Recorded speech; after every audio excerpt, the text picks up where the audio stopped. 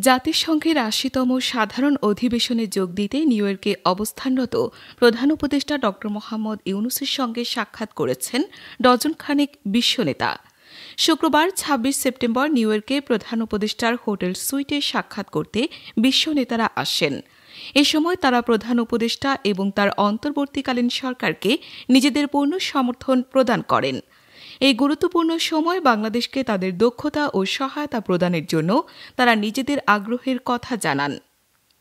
প্রধান উপদেষ্টার press wing থেকে জানানো হয়, লাটভিয়ার সাবেক রাষ্ট্রপতি ভাইরা ভেইফ্রেইবার্গার নেতৃত্বে প্রতিনিধি দল জাতিসংঘের সাধারণ অধিবেশনে অধ্যাপক ইউনূসের সঙ্গে সাক্ষাৎ করে।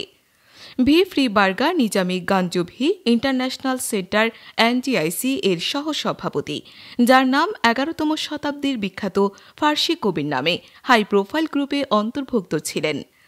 এছাড়া স্লোভেনিয়ার সাবেক প্রেসিডেন্ট বরুত পাহর, সার্বিয়ার সাবেক প্রেসিডেন্ট বরিস তাদি, লাটভিয়ার সাবেক প্রেসিডেন্ট ইগিলস লেভিটস, ইউরোপীয় কাউন্সিলের প্রেসিডেন্ট এমেরিটাস এবং বেলজিয়ামের সাবেক প্রধানমন্ত্রী চার্লস মিশেল, গ্রিসের সাবেক প্রধানমন্ত্রী জর্জ পাপান্ড্রেউ, বুলগেরিয়ার সাবেক প্রেসিডেন্ট রোজেন প্লেভনেলিভ ও পেটার এস্টোয়ানভ, ক্রোয়েশিয়ার সাবেক প্রেসিডেন্ট আইভো জোসিপোভিচ, বসনিয়া ও হার্জেগোভিনার সাবেক প্রেসিডেন্ট স্লাডেন ইভানিচ এবং মরিশাসের সাবেক প্রেসিডেন্ট আমিনা গরিব ফাকিম উপস্থিত ছিলেন।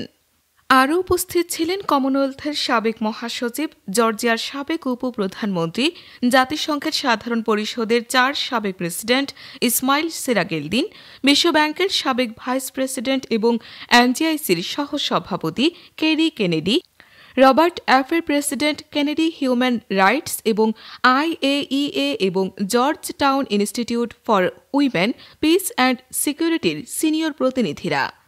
বক্তারা অধ্যাপক ইউনূসের নেতৃত্ব এবং দারিদ্র্য দূরীকরণ এবং সামাজিক ন্যায়বিচার প্রতিষ্ঠার প্রশংসা করেন। ফাতেমা ইসলাম, আগামীর খবর।